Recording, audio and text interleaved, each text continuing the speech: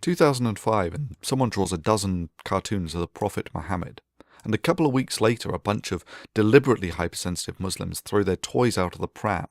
The West flinches at the deranged nature of this disproportionate and irrational response. Smelling the weakness, all of the crazies come out to capitalize on what they perceive as a moment of weakness. And they score their victory over free speech. And since then, the media corporations have been walking around on eggshells, terrified of causing offense and self-censoring for the past 5 years.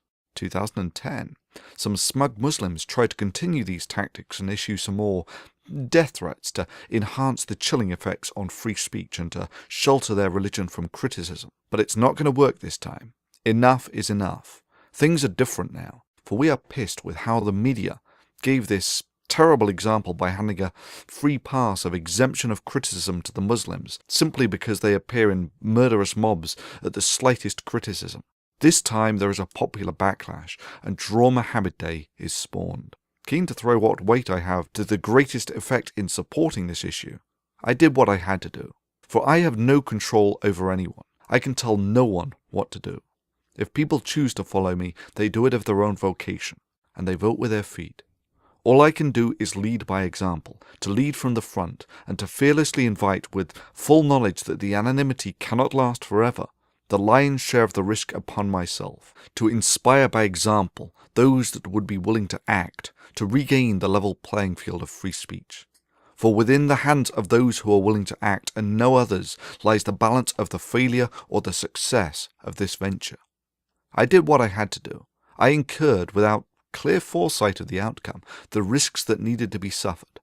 I defiantly exercised my freedom of speech and made half a dozen videos scoring the best part of 1 million hits, for want of a better word, defiantly and publicly pissing in the porridge of the hypersensitive mob, going up to and including aptly labelling a caricature of their prophet as a paedophile and then burning it, just as a token act of reciprocation of how the angry Islamic mobs burn flags, while all the time littering this media with invitations for those bloodthirsty mobs to do their worst, just to give them a sense that free men have drawn a line here, and that we will no longer yield our free speech to angry mobs.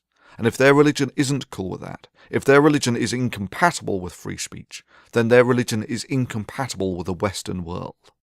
And what have we heard out of the Muslim world? The Muslim world that went absolutely ballistic over a few cartoons. What have they done in response to this defiant and public throwdown? Nothing. Absolutely nothing. And not even the most timid peep. Given their previous actions, what more needs to be said than you opportunistic cowards? Yeah, now we see the score. Happy to intimidate decent, honest, civilized folk with death threats when you think you can get away with it. But too cowardly to try such tactics when someone publicly and defiantly calls bullshit on you, when you know you will experience a disproportionate free speech backlash. Well, too bad, it's too late. You brought this upon yourself by the actions of your own hands. Now it's our time.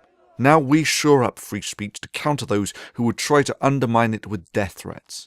We expose these cowards by standing up and demonstrating that we are not afraid, and that by our example, by our unfaltering example, we demonstrate to everyone else that there is nothing to be afraid of, that these death threats come from nothing but opportunistic cowards.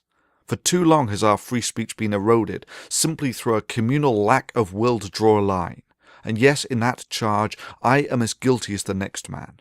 But no more. This is now our time. By our actions do we level the playing field of free speech and secure it for the future. By our actions do we show that the open marketplace of ideas will exercise its freedom of speech mercilessly against those who would try to inhibit it by issuing death threats.